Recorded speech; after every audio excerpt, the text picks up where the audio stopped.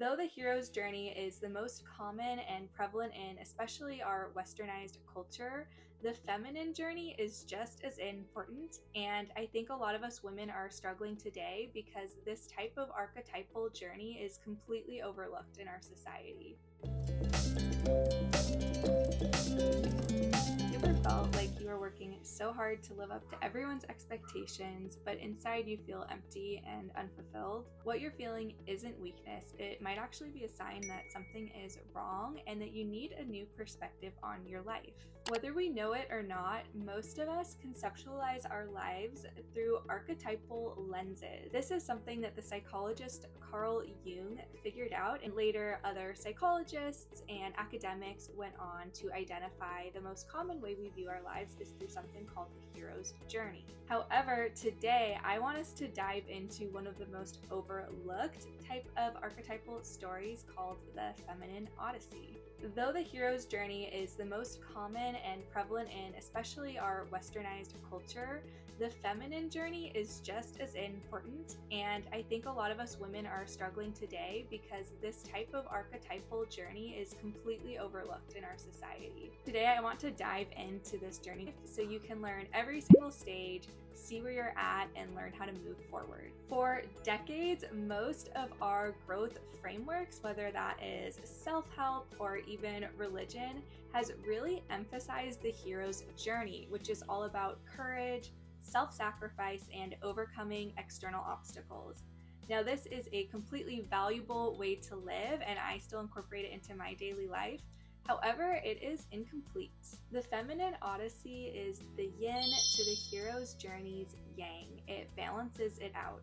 The feminine journey is different. It's all about reconnecting with your inner world, intuitions, desires, authenticity, and daring to bring these to life even when others don't understand.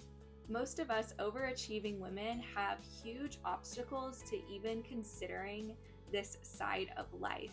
For me, the biggest obstacle was actually my Christian faith. Christianity is all about loving others and sacrificing yourself. So growing up, I thought that this was the entirety of what my life should consist of.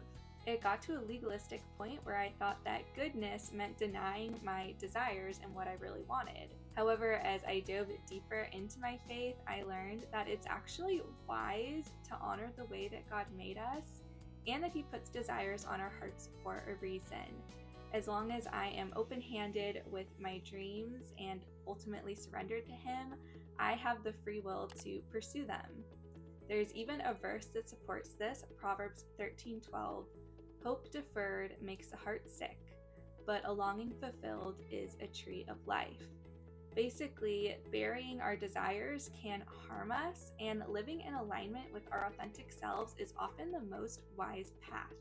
A tree of life is such a beautiful image and one that I often use here at Her True Purpose because it really represents just thriving, and a thriving tree often produces shade or beautiful leaves or even fruit that blesses others. So ultimately for me, one of my major obstacles was overcome when I realized that it's okay, even as a person of faith, to want to thrive.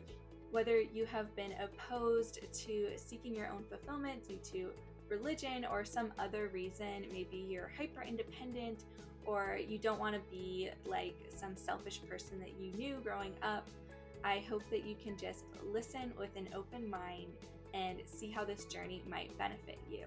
All right, so we're going to jump right into the stages. I am going to be reading from some notes, so hopefully you don't mind. But step 1 is called the dependent world, or the price of conformity. The starting place in the Feminine Odyssey is complicated. Home is not just a perfect place to protect like it is in the hero's journey. Instead, it's a place of internalized values and rules that might not align with your authentic self. In fact, in the feminine journey, you often start by suppressing your authentic self in order to keep the peace. Think of Cinderella after her father dies. Her stepmother and sisters are bossing her around and she just conforms to that. She's living for others, not for herself. One example is when I was back in college studying to be a teacher. I thought that this was the best path for me because this is what everyone told me I should do growing up. And though it was really approved of by my community, every day I was in the classroom, I felt stressed and drained and just not like myself at all. And for me, that was the price of conformity. Stage 2 is called the secret world. This is all about the feminine protagonist, or you, being secretly drawn towards things that will actually bring her life.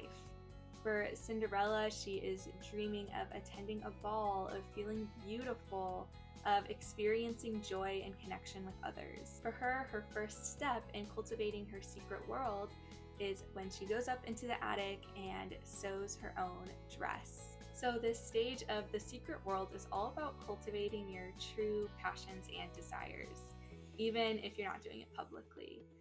For me, I was super interested in psychology, and though I didn't have the luxury of changing my major or adding another minor, I did just keep learning about that through podcasts and books, and it brought me so much life. But you might already know what your secret dream is. Maybe you dream of doing something more creative, being a singer, or something more bold like starting a business, or even just a softer life. And you just need to take that very first step, that small baby step of pursuing it. Stage 3 is called Caught Shining. Now you think this would be a positive thing. You are shining bright in your new authentic self, but usually this is met with condemnation, shaming, and rejection.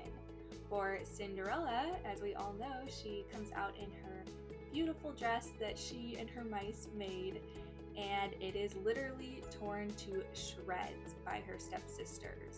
Their act of ripping her beautiful project to shreds ultimately communicates a message: you're not allowed to want that. You might be stuck at this stage or stuck repeating it for a while, especially if you have multiple different dreams like yours truly. You might experience a lot of rejection, whether it's from family, romantic partners, or just the world in general. And being met with ridicule when you show your authentic self really hurts. I think especially for us women who are in our feminine and really value connection and peace, this type of rejection really stings. And it makes us feel like we can't have both. We can't have authenticity and connection at the same time. This brings us to stage 4, giving up what's kept her stuck. This is the turning point. This is when the misbeliefs shift. When she is met with that message, you're not allowed to want that, either she succumbs to it or she takes this next step and disagrees. She says, you know what? I actually am allowed to want that. She learns that it's okay to disappoint people, and it's actually a lot healthier than suppressing herself. Instead of being afraid of losing love, connection, or support, she finds her own internal security. At this point, you take a risk. I did the coal walk. I did it. Michael, you couldn't even do that. Maybe I should be your boss. For me, this looked like letting go of stability and the picture that I had it all figured out. I was a straight A student in high school and college. I always had a plan and a plan B, and it was a little humiliating to admit I have no idea what I'm doing. I'm gonna take a leap of faith, and honestly, it was even messier than I thought it would be. I tried a ton of different career paths. I looked into multiple master's programs. It was a hot mess, but it was worth it because now I feel like I know who I am. I'm not just living, being pushed by these waves of what everyone else thinks I should do. I'm just more in touch with my own heart and my own thoughts, and I'm living from a place of like energy and excitement for life rather than feeling like I'm just trying to obey all these rules. Therapy can be really helpful with this. Journaling can be really helpful because a lot of times we don't even know our misbeliefs are misbeliefs. And I like the title for this stage, Giving Up What Keeps You Stuck, because it kind of does feel like giving up. It feels like letting go of a rope of security that you've just been holding on to for dear life. before you have the next rope and you're kind of free falling for a bit. But sometimes it's better to free fall and scramble than to be stuck. I think one thing that was a breakthrough for me in this step was realizing all the love and support that I had for being inauthentic was not the love and support that I needed. So even though it feels like you're giving up something massive, whether that's even a romantic relationship or approval from your parents, just remember that those things actually hold really little weight if they can't fully accept you for who you are. If they don't see any value in your deepest desires, then they're not for you. And they're not going to add to your life. They're just going to crush you with their expectations. Now, step 5 is called Kingdom in Chaos / Wanders in the Wilderness. This is the most difficult stage to be in my opinion. It's when you are feeling and experiencing all the consequences of your choice to go against the grain from the last step. This is when living authentically affects your community. People are angry, people criticize you, they try to pull you back to what you were in before, and you just need to stay in the wilderness. It completely sucks. It's lonely and confusing and kind of heartbreaking place of disappointment and disillusionment that I myself have been in.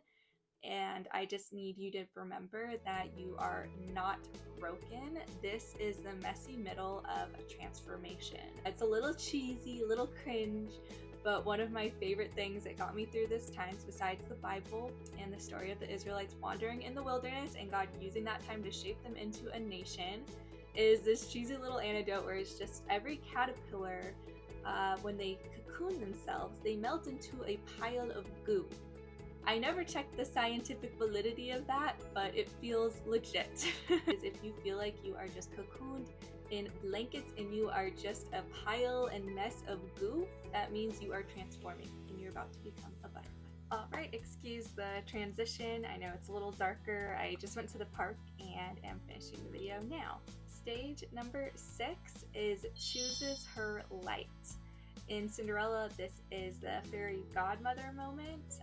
For me, this choosing my light was all about choosing my authentic self. For you, it could look like choosing what's true to you, no matter the consequences. This is the moment in your feminine journey where you make a commitment to trust your intuition and really embrace who you actually are. Sometimes it won't make sense on paper. For me, I had to accept I'm more of a mix of creative and conventional, and this interest in psychology, which I wasn't sure where it would take me, and it didn't make much sense at the time, but as I took each little step, looking back, I can see how it was leading me closer to my purpose all along. So oftentimes choosing your light won't make sense on paper, but it will just sit right in your soul and your body.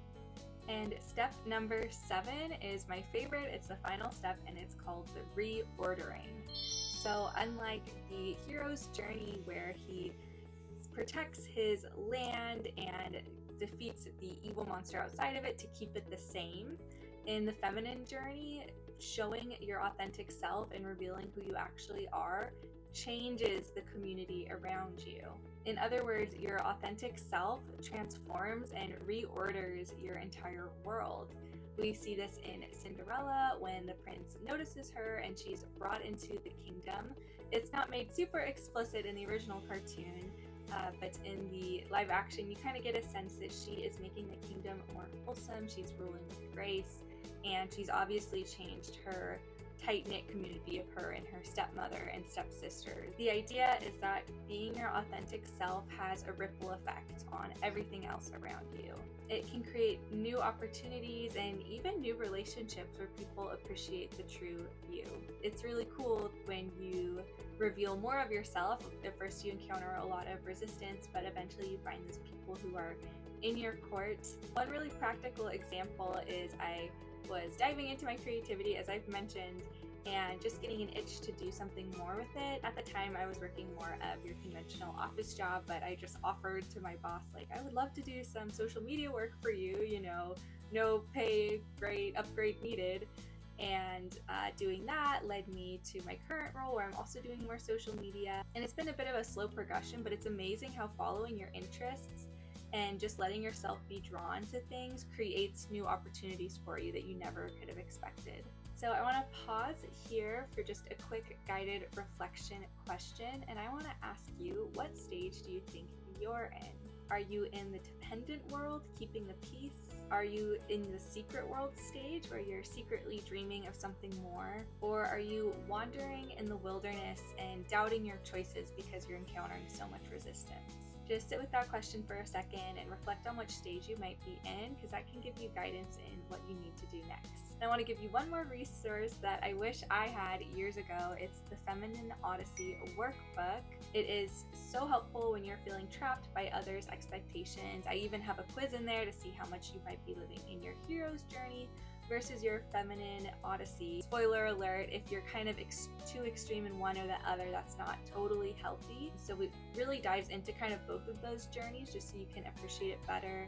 And it's no fluff, it's a lot of guided reflection questions that I hope add a lot of value to your life. If you feel ready to learn more about this journey and perspective and just integrate this quest to be authentic more into your life, I highly recommend you grab a copy below. It's usually $30, but I am doing a sale where it is going to be half off, so only $15. You just have to use the code Cinderella and it will give you that half off price. I found this perspective and archetypal journey, even though it's abstract, I found it so helpful in just getting in touch with my purpose, and I hope that it helps you too. Have a great rest of your day. Bye-bye.